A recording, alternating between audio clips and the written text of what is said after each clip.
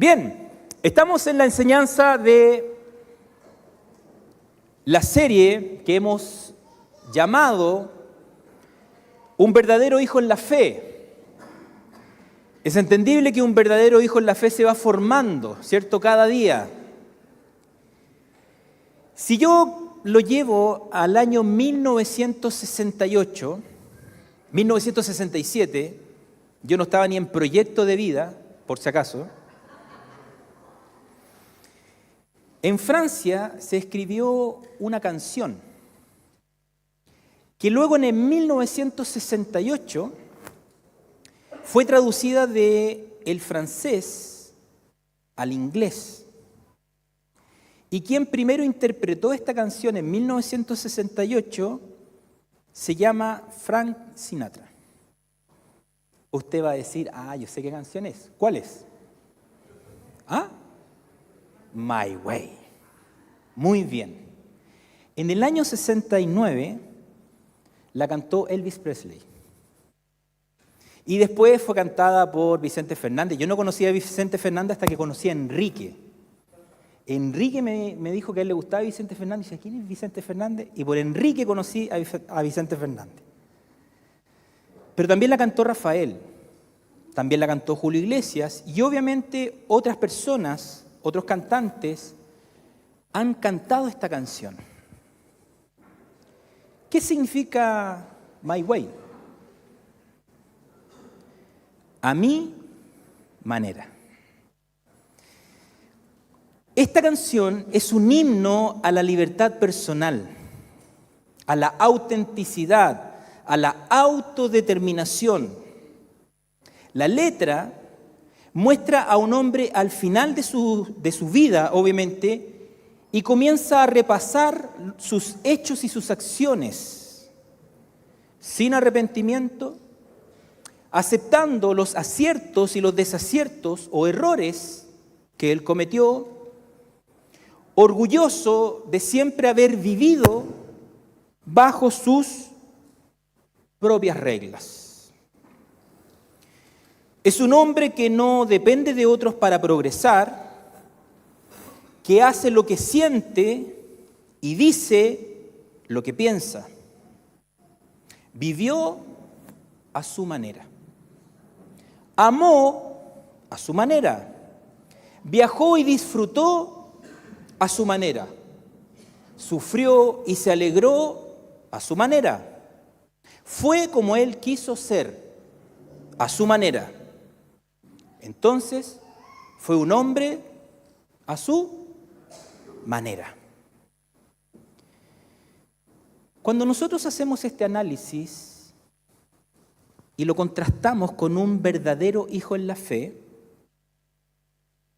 el verdadero hijo en la fe no hace las cosas a su manera. El verdadero hijo en la fe hace las cosas a la manera de Dios. Muy bien. Entonces, el título de esta mañana es A la manera de Dios. Cuando usted se comienza o cuando usted decide, porque entienda bien esto, son decisiones que un hombre y una mujer toman. Cuando usted decide vivir a la manera de Dios, está pasando dos cosas importantes en su vida. Primero, que eso es una decisión correcta. Y segundo, que es una decisión completamente sabia. Es decir, cuando usted se mueve a la manera de Dios, está haciendo lo correcto y está haciendo lo sabio. Veamos la otra cara de la moneda. Cuando usted se comienza a mover, a vivir a su manera, no es correcto y no es sabio. ¿Está entendiendo? Cuando vemos el versículo 1 al 8, y lo vamos a dar lectura en un ratito más, vamos a ver estos contrastes de vivir a mi manera y a la manera de Dios. Porque cuando nos movemos a mi manera, ¿quién es el centro de ese ser? El yo. Y nosotros somos egoístas, egocéntricos, vanidosos, orgullosos, soberbios, y hay una serie de adjetivos que podemos ir poniendo a quienes somos nosotros. Basamos ciertos ideales con ideas completamente humanas, donde pretendemos o pensamos que ahí está la libertad personal. Y a mi manera represento esta autenticidad basada en mí mismo, en mi autodeterminación. Yo hago lo que quiero, yo digo lo que se me dé la gana, porque yo decido. Pero cuando usted entregó su vida a Cristo, cuando usted se bautizó e hizo pública la fe, a todos nosotros que fuimos testigos, nosotros decimos, gloria a Dios por ese hermano porque está haciendo las cosas o va a hacer las cosas a la manera de Dios. Cuando hacemos las cosas a la manera de Dios, ¿quién es el centro? Dios. Y ahí comienzo yo, ¿cierto?, a tener un comportamiento como un verdadero hijo en la fe. Y voy a representar sabiduría, sumisión y una edificación en mi vida espiritual. Porque quiero que Cristo crezca en mí. Entonces Pablo está preparando a Timoteo, ¿cierto?, para enseñarle. Y le va a apuntar 3 cosas que son interesantes en el párrafo que vamos a estudiar esta mañana, que va del 1, capítulo 2, versículo del 1 al 7. Primero, va a enseñar a orar a la manera de Dios. Segundo, va a hablar de salvación. Escúcheme bien, va a hablar de salvación, pero a la manera de ¿quién? De Dios. Y tercero, Pablo le está poniendo en la mente a Timoteo, tienes que enseñar, pero a la manera de ¿quién? De Dios. Porque todo está centrado en Dios. Entonces, número 1, orar a la manera de Dios. ¿Qué le dice Pablo a Timoteo? Exhorto pues ante todo que se hagan rogativas, oraciones, peticiones y acciones de gracias. La palabra exhorto pues, la palabra exhortación es el ministerio que Dios se otorga a través de un don para capacitar a un creyente. Entonces lo que Pablo está haciendo está capacitando a los creyentes, está advirtiendo, está amonestando a la iglesia. Y lo hace de manera efectiva, claramente. ¿A quiénes? A los creyentes, para hacer o seguir un plan de conducta. Entienda esto. Pablo está siendo inspirado por Dios para exhortar a la congregación a seguir un plan de conducta. Va a capacitar, va a darles ánimo y consuelo a esos creyentes que no la están pasando bien. Quien tiene el don de exhortar, posee esta capacidad dada por Dios, posee este inusual coraje para enfrentar el pecado del hermano. Y a través de la palabra de Dios darle la claridad, aplicar la Biblia en la vida de esa persona, en el problema en el que está sumido. Entonces este don de exhortación es la capacidad especial de animar y de edificar a otros en base a la palabra de Dios. ¿Qué es lo que está haciendo Pablo con esto? Pablo le está diciendo a Timoteo, ¿cierto? Exhorto pues. Es decir, voy a dar ánimo. Es decir, voy a entregar una información, pero que tiene que ver exclusivamente en este párrafo con la oración. ¿Por qué? Porque volvemos y decimos, todo lo vamos a hacer a la manera de Dios. Es importante tener en cuenta esto. En mi relación personal con Dios. Y no piense en mí, por favor. Piense en usted. En mi relación personal con Dios. Dios debe ser el centro de mi vida. y no yo como creyente ser el centro de mi vida. ¿Está entendiendo? Eso es lo que Pablo está apuntando a Timoteo. La exhortación que realiza el apóstol es que anima a la iglesia a realizar un tipo de oración que no deja de ser importante, que es la intercesión por otros. Y lo hace como un asunto prioritario y lo vamos a ir explicando por qué. Orar por otros es orar dentro de la voluntad de Dios, a la manera de Dios. ¿Por qué? Porque Dios mandó a llevar el Evangelio a otras personas en todos los lugares. Vamos a ir centrando la idea. En el capítulo 2, el apóstol dice que es importante transmitir esta palabra de verdad. En Marcos capítulo 16, versículo 15 dice, y les dijo, id por todo el mundo y predicad el Evangelio a toda criatura. Comienza a manejar el concepto todo. Toda criatura. ¿A quién se debía predicar el Evangelio? A toda criatura.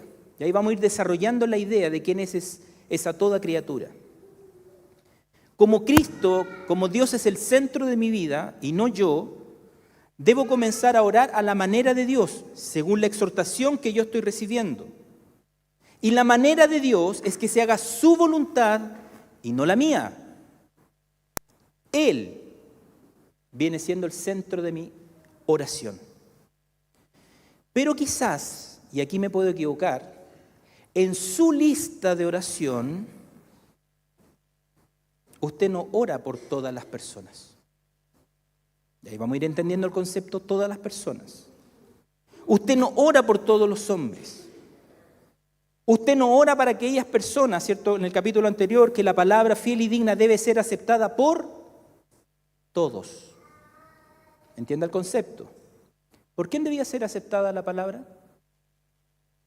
Por todos. ¿Y aceptar la palabra qué es?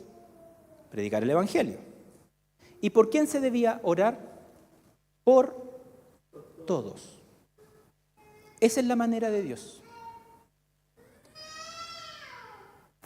Termina el versículo 1, dice por todos los hombres, y comienza a anunciar quiénes son todos estos hombres. Los reyes y por todos los que están en autoridad, para que podamos vivir una vida tranquila y sosegada con toda piedad y dignidad. Fíjate bien en esto. Pablo está exhortando a Timoteo y a la iglesia a que hay que orar por todos. Y presenta 4 calificativos de la oración. Porque estamos aprendiendo a orar a la manera de Dios. Rogativas, oraciones, peticiones, acciones de gracia que tienen que ver con la forma que puede llevarse a cabo la oración. Si usted busca diferencia entre una y otra, son sutiles. No hay grandes diferencias entre rogativas, oraciones, peticiones, ¿ya? Para que no se quede pegado, digamos, en eso. Cuando hablamos de rogativas, expresa la idea de orar por necesidades específicas, por una necesidad concreta, en las que se solicita, se pide la ayuda de la intervención de Dios. Entienda el contexto. Si yo le digo, hagamos una rogativa, lo más probable es que usted va a levantar su mano y me va a decir, pastor, mañana tengo una entrevista de trabajo. Usted me va a decir, pastor, esta semana me entregan un examen médico. Pastor, es que mi hijo tiene tal cosa. Y vamos a comenzar a presentar nuestros motivos de oración. ¿Cierto? En su lista no va a estar, y seamos sinceros, oremos por aquellos que no conocen al Señor. Porque estamos centrados muchas veces en nuestra oración en nosotros mismos. En el tiempo de Timoteo, habían aflicciones y necesidades, de las cuales los hombres tenían que orar precisamente por los reyes, por necesidades específicas que el pueblo de Dios estaba viviendo. Vamos a ir adentrándonos en ese tema. Oraciones. Es la oración pública en el culto. Expresa un vivo deseo del alma y un profundo amor por las personas, porque en el contexto de las rogativas y de las oraciones era orar y pedir por salvación, para que otros o todos los hombres pudieran escuchar el Evangelio. Luego tenemos las peticiones. Cuando vemos el original de la palabra peticiones, habla de intercesión. Entonces esto expresa la idea de un ruego a favor de otros. Volvemos al mismo contexto, especialmente por aquellos que estaban perdidos. Entonces el creyente comienza a pedir por los perdidos. ¿Por qué en la mente de Pablo, y yo trato de ponerme en la mente de Pablo, está pidiendo por los perdidos? ¿Por qué cree usted? Le puse efectos especiales. ¿Por qué cree usted que Pablo está pidiendo por los perdidos?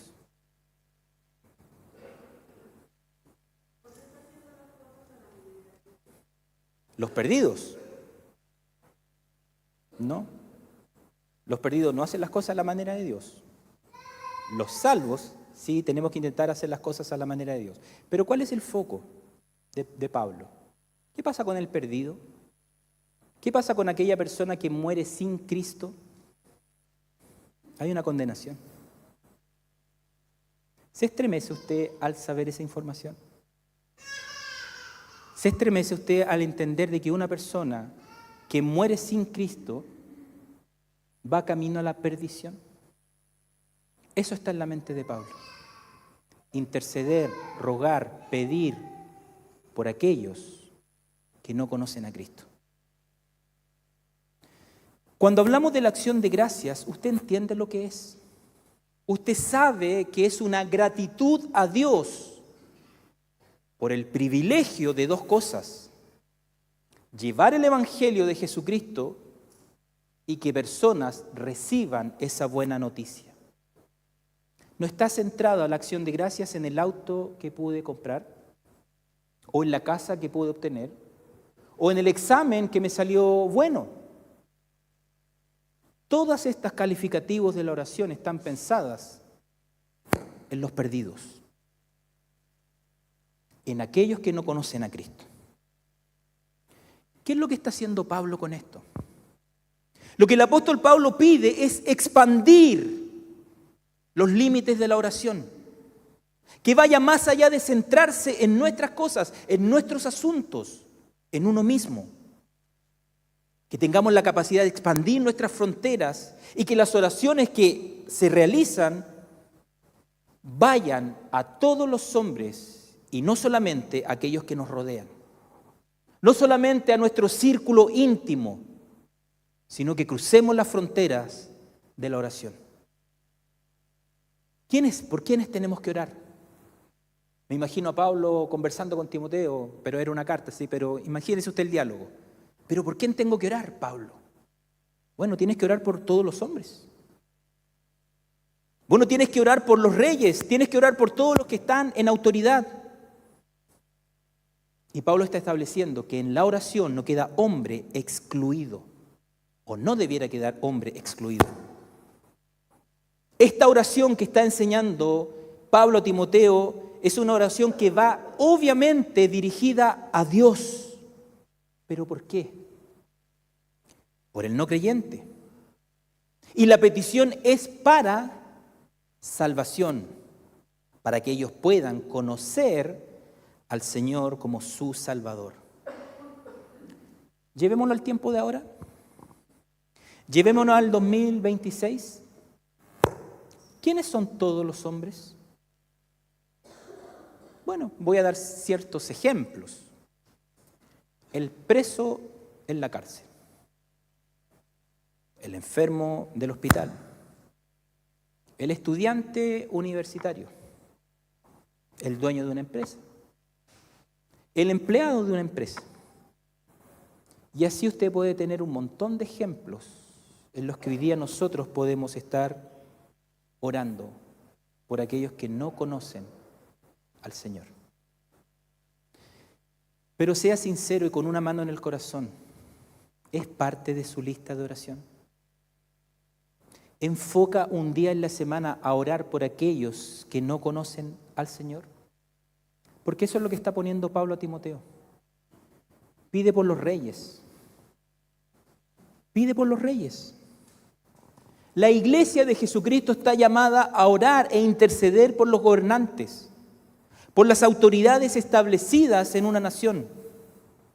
Ahora pregúntese, ¿y por qué tenemos que orar por los reyes o por los gobernantes? Si la persona que está de turno no es de mi preferencia, ¿por qué tengo que orar? Nosotros estamos en un contexto completamente distinto en aquellos tiempos. Esta oración hacia los reyes era más que prioritaria para la iglesia, porque era una iglesia perseguida, porque era una iglesia que vivía azotes, porque era una iglesia que vivía muertes por causa de la fe en Cristo.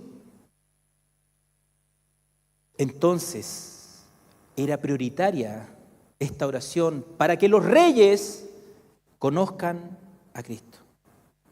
Para que los reyes fuesen alcanzados y todas las autoridades fuesen alcanzadas por el poder de la palabra de Dios. Porque una vez que una autoridad se convertía al cristianismo, dejaba de perseguir a los cristianos. Dejaba de darles azotes. Dejaba de haber persecución. Y dejaba de haber muerte. ¿Se da cuenta que era prioritario para ese tiempo? Pero para nosotros no, porque nosotros predicamos el Evangelio libremente, sin persecución, sin azotes y sin muertes. Entonces no es prioridad hoy día orar por nuestros gobernantes. ¿Está entendiendo? La oración por las autoridades, ¿qué muestra? Primero, el respeto cristiano hacia aquellos que están como cabeza de una nación, de un gobierno, de una región o de una comuna. Respeto cristiano, pero también establece la obediencia al gobierno humano en obediencia a lo que la Biblia dice. Romanos capítulo 13, versículo 1 dice: sométase a toda persona a las autoridades que gobiernan. Y fíjese bien esto, porque no hay autoridad sino de Dios, y las que existen por Dios son constituidas. Esta oración por los gobernantes tiene un propósito, tiene una finalidad, tiene una meta en el corazón y en la mente de Pablo. ¿Cuál es? Lo dice el versículo: para que podamos vivir una vida tranquila y sosegada con toda piedad y dignidad. Es decir, ya no perseguidos, ya no azotados, ya no asesinados. Entonces, cuando estas personas, estos creyentes, oraban por los gobernantes, inmediatamente se hacía un beneficio para ellos. ¿Por qué? Porque en cierto grado orar por ellos iba a ser dignidad para nosotros los creyentes. Orar por los gobernantes a nosotros nos va a dar seguridad. Orar por los gobernantes a nosotros nos va a traer un beneficio. Vamos a poder vivir una vida tranquila y sosegada. ¿Por qué? Porque ya no habrá más persecución. Porque ya no habrá más azotes. Porque ya no habrán más muertes. Porque las decisiones de los gobernantes iban a ir en beneficio de este pueblo que había estado orando por ellos. Los gobernantes son personas limitadas y sus decisiones son muchas veces egoístas, centradas en sí mismos, porque son vanagloriosos, orgullosos, vanidosos, soberbios. Y por eso esta oración debe ir enfocada para que el gobernante de esa nación pueda conocer a Cristo. Y esta oración, según el versículo 3, no es perder el tiempo. No es ocupar mi oración en algo que sea vano, hueco o vacío. Porque si Pablo está diciendo a Timoteo, ora por los reyes, ora por todo hombre y ora por las autoridades como mandato, la respuesta está en el versículo 3. Porque esto, ¿qué cosa? La oración que te acabo de mandar que hagas, ¿qué es lo que es? Bueno y agradable delante de Dios. Entonces, cuando usted ora por los gobernantes, no está perdiendo el tiempo. No está ocupando su vida en algo que no va a tener sentido, porque esta petición es buena ante los ojos de Dios. Entonces yo le pregunto a usted, ¿a quién quiere agradar usted en oración? Me imagino que su respuesta a unísono será a Dios, ¿cierto? Entonces ponga en su lista de oración todos los hombres para que vengan al arrepentimiento, para que conozcan al Señor, para que entreguen su vida a Cristo, para que confiesen a Cristo como Señor y Salvador. ¿Cuántos hombres y mujeres, y sea honesto y sincero, que nos han visitado desde enero a la fecha, cada domingo, por lo menos uno, usted ha orado por ellos? Mira, vino una persona, Señor, una familia que no sé su nombre, pero vino con un bebé. Señor, ¿cuántas veces usted ha orado por todos los hombres? Y céntrelo, por favor, en la Iglesia Bautista Villanueva. Visitas que nosotros tenemos cada domingo para que conozcan al Señor, para que rindan su vida a Cristo, para que renuncien a su viejo hombre y vivan, ¿cierto?, en esta nueva naturaleza. Todos los hombres. Es una petición del Señor, es una enseñanza del Señor. Número 2, Cristo Jesús a la manera de Dios. A ver, pero ¿cómo Cristo a la manera de Dios? Recuerda que estamos hablando de salvación. Esa es la petición de Pablo. Y Cristo vino a salvar a la manera de Dios. Es decir, según el Padre había un plan establecido. Y ese plan establecido se debía cumplir en la persona de Jesucristo, para que de esa manera el hombre pudiese tener salvación. ¿Cuál era el plan de salvación a la manera de Dios? ¿Qué tenía que pasar? Escucho voces. No es que esté escuchando voces, lo escucho a ustedes. Escucho a ustedes. Muerte en la cruz. ¿Y quién tenía que morir en la cruz? Cristo. ¿Y qué pasaba en la muerte en esa cruz? ¿Qué se derramaba? ¿Para qué? Para el perdón de pecados.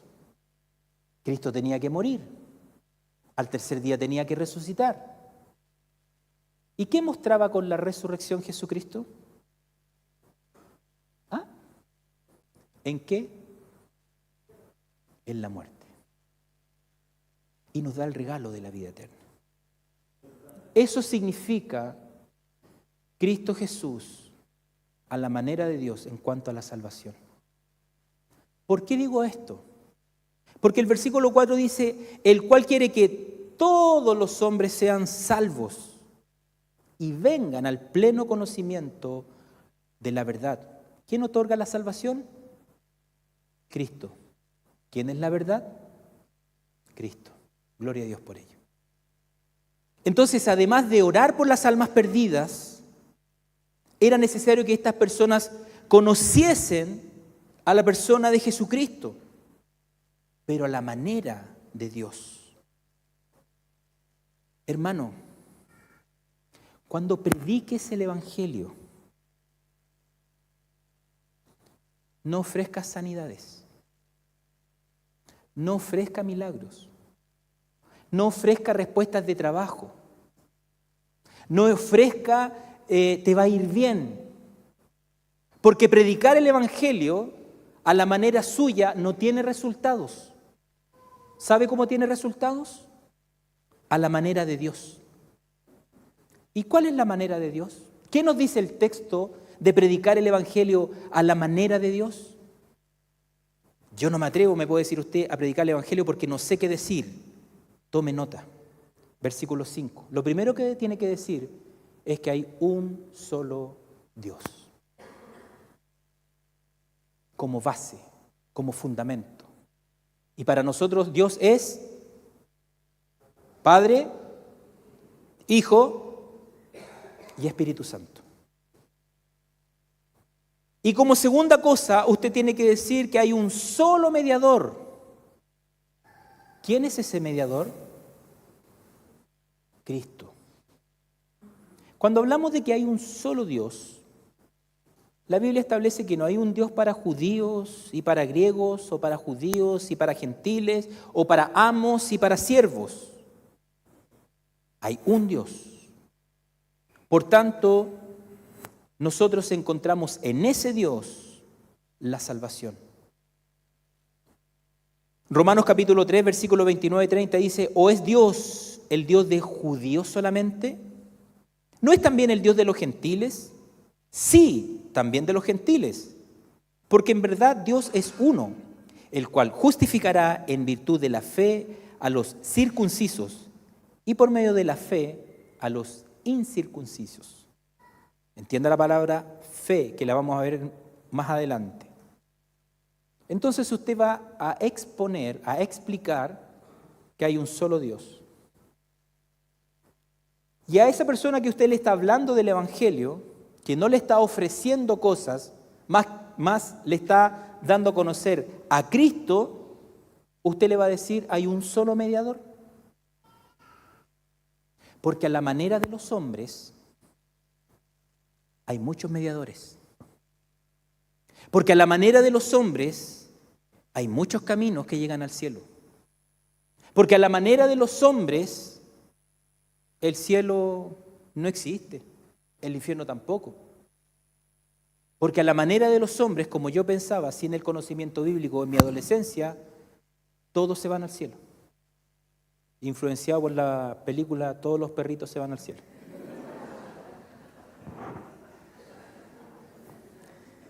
Cuando me acerco al texto bíblico, en mi ignorancia bíblica, a mis 17, 18 años, el texto bíblico me muestra algo completamente diferente a lo que yo tenía por verdad. ¿Me entiende? A lo que yo tenía por convicción. El texto bíblico me muestra que solo a través de Cristo hay salvación. Es decir, que esta verdad bíblica de este mediador, que es Jesucristo, expresa la idea de este hombre que se pone en medio para llevar a cabo una labor entre dos partes. Cristo nos justifica ante el Padre. Cristo es el medio por el cual nosotros podemos llegar a la vida eterna. Evangelio, buena noticia. Y por último, letra C, del punto 2, uno que se dio por rescate de todos. Jesús se dio a sí mismo como pago. Tomó nuestro lugar. Él tomó nuestro lugar. Él recibió el castigo de la ira de Dios Padre que nosotros merecíamos. Y ese es el mensaje del Evangelio. Toda persona que se acerque con fe al Señor no va a ser rechazado por Dios. Porque precisamente Cristo vino a salvar a aquel que estaba perdido.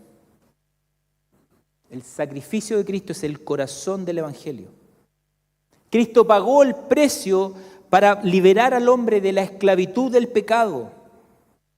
Y en ese contexto Jesús pagó el precio para redimir al hombre. ¿De quién?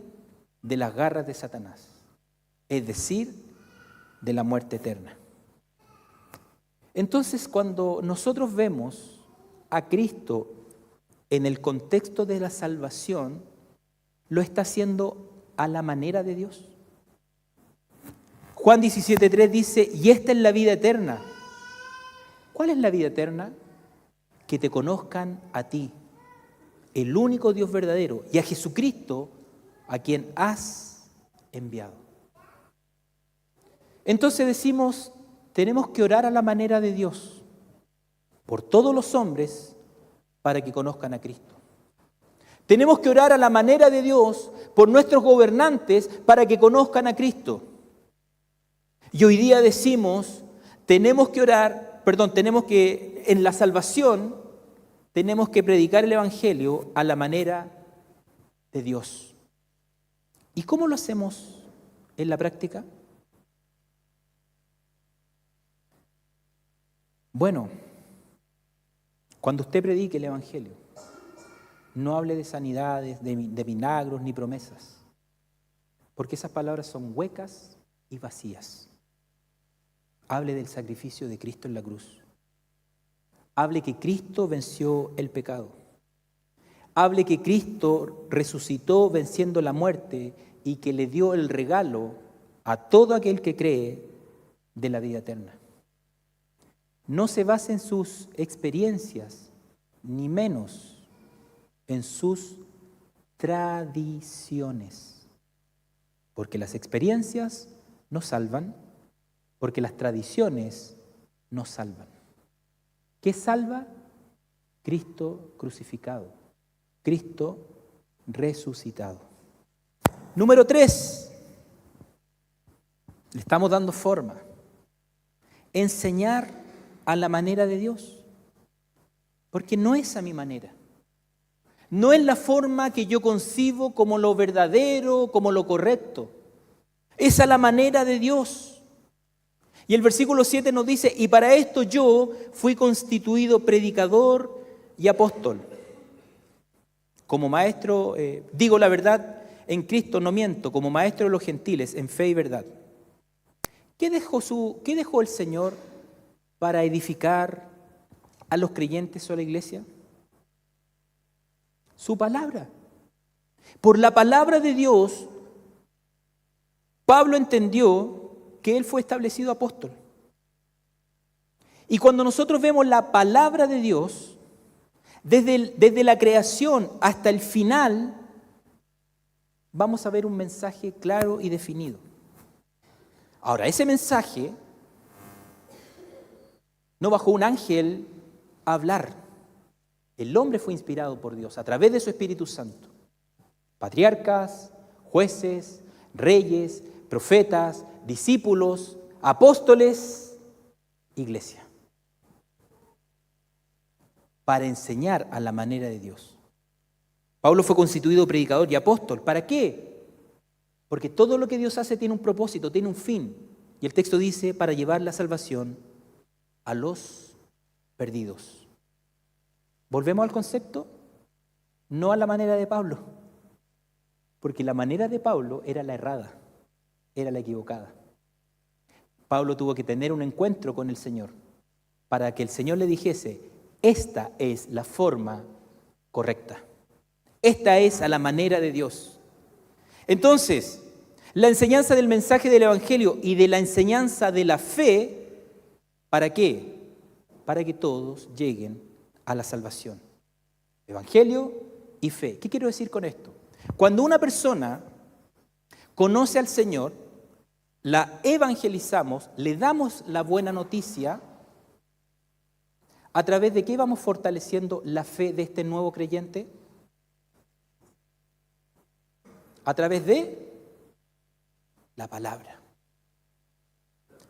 A través de la palabra de Dios nosotros vamos fundamentando la fe de aquella persona que tomó una decisión por Cristo. ¿Y quién tiene esa misión hoy día que cumplirla? ¿Quién? Los cristianos. ¿Y quiénes son los cristianos? Sí, los creyentes. Pero quiero que usted lleve este concepto a sí mismo. Usted me puede decir, la iglesia. Sí, la iglesia. ¿Pero quién es la iglesia? Usted dice, nosotros. Sí, nosotros. ¿Pero quién está dentro de nosotros? Yo. Yo soy el encargado de llevar el evangelio a todos. Yo. Ahora, no me mire a mí como el único responsable. Usted también. Pero hágalo a la manera de Dios. Pablo, ¿qué fue? Predicador. Pablo fue apóstol y fue maestro. Cuando hablamos de predicador, es el portador de este mensaje. Un mensaje que debe ser comunicado. Ahora, si usted no conoce el mensaje, ¿qué va a comunicar? Y ahí vienen problemas. Porque cuando no conocemos el mensaje del Evangelio, el sacrificio de Cristo, hay un concepto en Chile que le llamamos la chimuchina. Comenzamos a hablar chimuchina.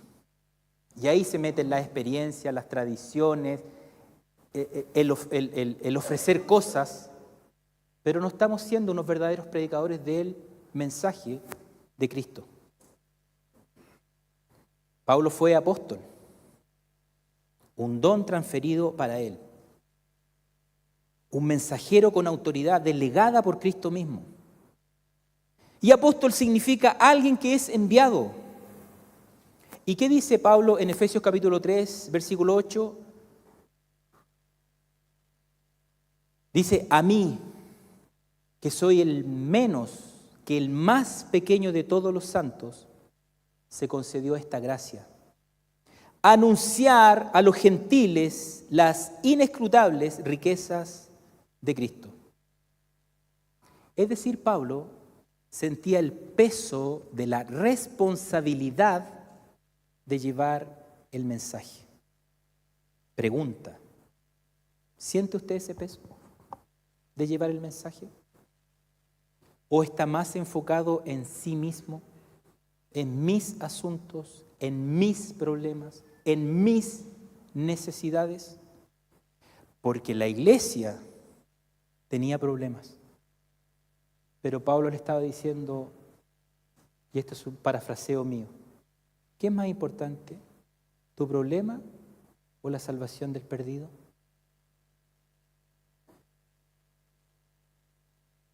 Primera de Pedro capítulo 2 versículo 9 dice, pero vosotros sois linaje escogido, real sacerdocio, nación santa, pueblo adquirido para posesión de Dios. ¿Con qué fin? A fin de que anunciéis las virtudes de aquel que os llamó de las tinieblas a su luz admirable. Y por último, este maestro, esta persona que predica, esta persona que fue llamada, ¿cierto?, debe predicar, el texto dice, en fe y en verdad. Pablo fue llamado como maestro de los gentiles y en fe y en verdad. Tenía que transmitir fe. ¿Qué es lo que nos dice Hebreos capítulo 12? Cristo es el autor y consumador de la fe. Cuando transmitimos la fe, ¿a quién estamos transmitiendo? A Cristo. Y el texto dice, en fe y en verdad. Cuando transmitimos la verdad, ¿a quién estamos transmitiendo? A Cristo. Yo soy el camino, yo soy la verdad y yo soy la vida. Entonces, cuando nosotros enseñamos, mi querido hermano, no lo haga a su manera. Oh, es que me siento súper bien yendo a la iglesia. Como que siento paz. La paz es fruto del Espíritu. Y el Señor lo va a proveer a todos aquellos que creen. Entonces, cuando usted evangelice, hable de Cristo. Hable de la cruz. Hable de la sangre. Y hable de la resurrección. Pablo recibió este mensaje claro de parte del Señor. ¿Y sabe lo que pasó en Pablo? Sintió la necesidad, se le generó la necesidad de hablar de Cristo. Y yo vuelvo y repito, esta necesidad que surge en el corazón de Pablo es porque él tiene claro lo que conlleva morir sin Cristo. Necesito hablar del Señor. Necesito orar a la manera de Dios. Necesito hablar de la salvación a la manera de Dios. Y necesito enseñar a la manera de Dios. Cerramos con esto. Cuando nosotros vemos este mensaje que Pablo está haciendo a Timoteo, hermano, ora. Toma tiempo de oración. Pero ora, intercede por todos los hombres que no conocen a Cristo. Hermano, cuando hables de salvación, que Cristo sea el centro de ese mensaje, como único mediador entre Dios y los hombres, que Él vino a rescatar a los perdidos. Y por último, enseña como predicador, como un portavoz, pero enseña el mensaje de Cristo. Porque ¿quién debe ser el centro de nuestra vida? Dios. Damos gracias y oramos al Señor. Te damos gracias, Padre Celestial, por esta tarde, de poder abrir tu palabra, de poder transmitir la fe a otros y de enseñarnos que tenemos que orar a la manera de Dios, que Cristo fue un ejemplo de salvación a la manera de Dios y que tenemos que enseñar tus verdades a la manera de Dios. Permite, Padre Celestial, que este mensaje esté en nuestras mentes durante la semana, nos sirva de reflexión para cambiar nuestra forma de orar, nuestra forma de predicar el Evangelio y que Cristo sea el centro de nuestras vidas. Oramos en el nombre de Jesús. Amén. Señor te bendiga, hermano. Muchas gracias.